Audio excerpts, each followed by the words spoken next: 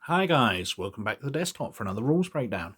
And this week I'm going to be doing MechWarrior, the BattleTech role-playing game, 2nd edition from 1991.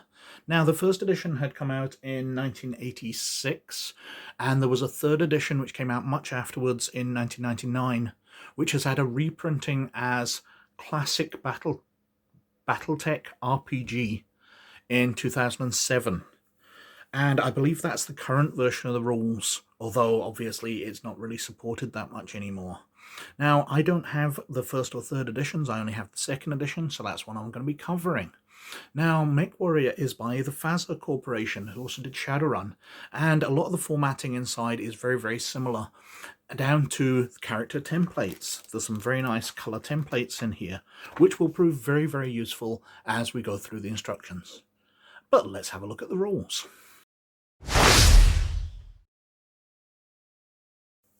Now, using the templates, if I flick through, let's just choose the first one. So we have a MechWarrior Bounty Hunter here. And for skills, we can see he has a skill list.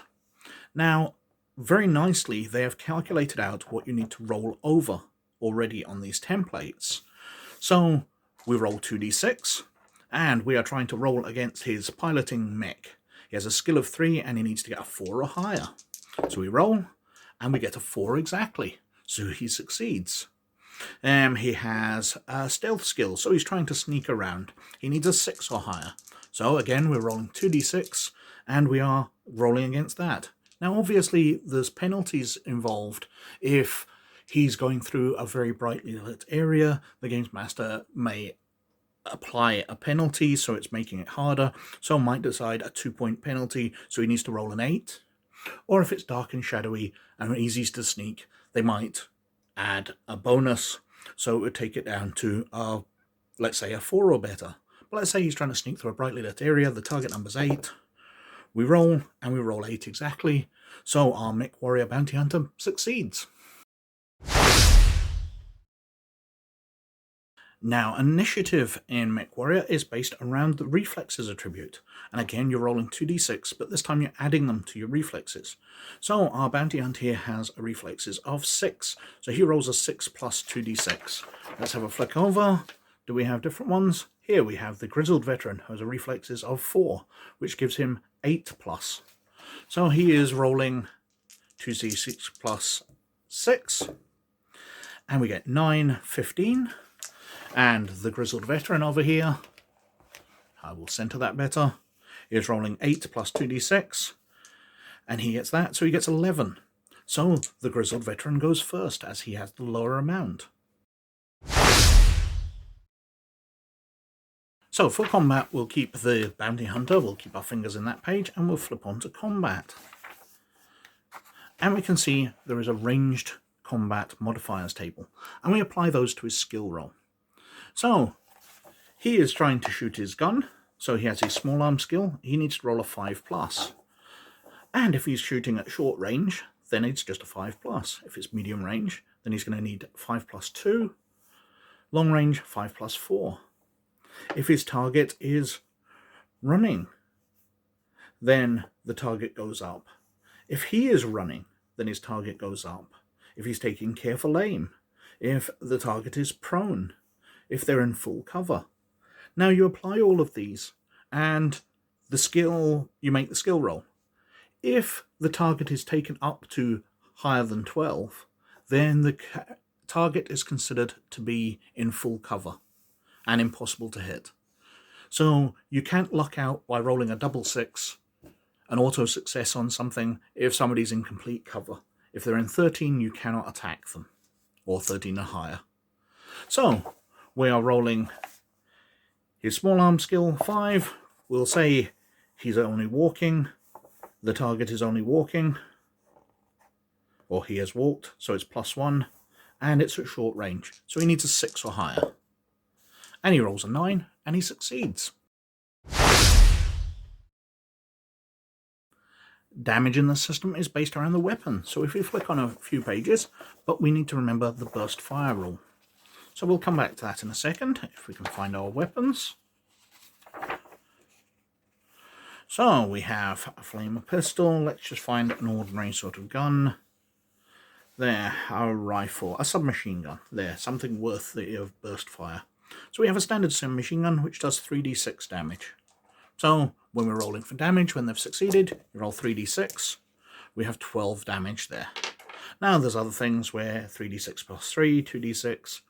Now there's a point, if you're firing at full burst, then you also hit a burst that does same damage to a target as a single shot, 3d6, but if the shot is successful, all characters within 1 hex of the target also receive 1d6 damage.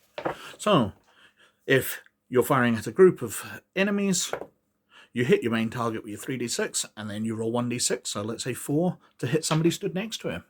And so burst fire is a little different. Health is a little more complex, and we'll need to flick between a couple of pages. So if we look at our bounty hunter, he has a build of 4, which we need to keep note of. Now, if we flick to the character sheets, we can see there's a condition monitor down here. Now, we have different conditions: good, fair, poor, serious, and critical.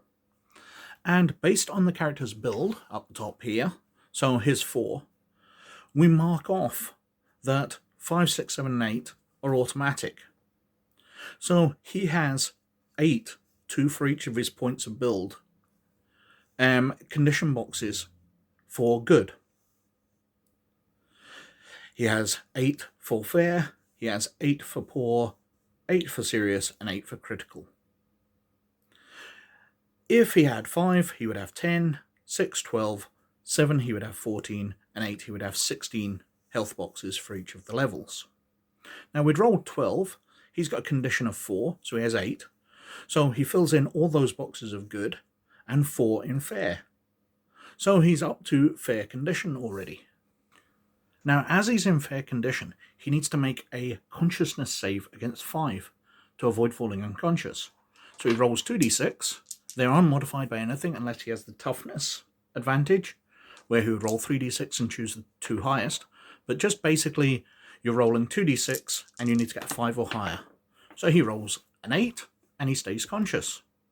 So it's impossible to take a very small amount of damage and just be in good condition and fall unconscious. But, as we said, he took 12 boxes, he went up to fair, he makes his consciousness roll, so he is still conscious. Now, there's also damage to locations. We can see the damage thresholds for his head, torso, arm and leg are build times 2, times 6, times 3, times 3. And we can see the hit locations if we go back to the combat section. Personal combat. Damage location table. And again, we're rolling 2d6. So we roll a 3 and a 4. So we go 3 up, 4 down, and he gets hit in the torso. Well, he has his build times 6 for his torso. So he has taken only 12 points of damage to his torso, where he has 24 points. So he takes nothing special from his torso damage. He's not incapacitated or disabled for being hit in that. Now, healing up your health is back to your build. So, the MechWarrior Bounty Hunter, if he's active, will heal up 4 points a week. If he takes rest time, so is in bed, he will heal up 8 points a week. And if he receives medical care, then the person giving him that care needs to make a roll to see how much they've healed. Now, advancement in MechWarrior is a little complex again, because we have 2 types of experience. We have skill points and we have adventure points. Flicking back to the character sheet for a moment, see that every skill, as well as its level and its roll amount, has points next to it. Now, every time during an adventure you roll a critical failure, so a 2, or a critical success, so a 6, you gain an adventure point, a skill point for that particular skill. If you're doing something spectacular, the Games Master can also grant you points. So you do something interesting with that skill, the Games Master can give you skill points. Now, when it comes to advancing, you need to spend 10 skill points for that skill to increase it. So, improving skills. A player may improve any of his character skills between missions. To improve a skill, a character must spend 10 skill points that were accumulated for that skill, and a number of AP equal to the value of the new level. That is, raising a skill from level 1 to 2 costs 2 AP, and from 2 to 3 costs 3 AP, and so on. So, we've got awards for AP, so adventure points. So, your group performance, if you perform average, you'll get 3 each. And they're basically just experience points you get granted. So if your group of characters does something remarkable, you get 6 AP. And I imagine the Games Master will avoid individual rewards for good play. Now, you can improve skills without spending AP. From time to time, a character will be out of commission for a relatively long period. This character could reasonably expect to be able to improve his skills even though he's not out on missions. It's possible to improve skills without spending AP by spending a number of skill points equal to 10 times the AP normally required. A character may not raise any skill higher than his learn attribute by this method. So, if the character wants to improve their MedTech skill from 1 to 2, they can spend 20 skill points to improve their MedTech skill. Or they can spend 10 skill points and 2 adventure points. So advancement's a little weird, a little strange, but it's interesting because it really focuses you in on improving skills you've used.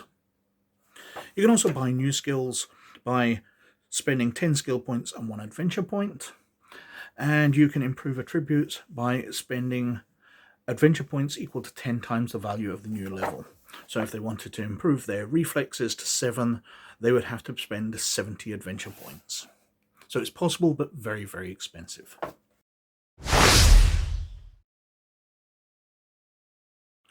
So that's MechWarrior, 1992 role-playing game set in the BattleTech universe.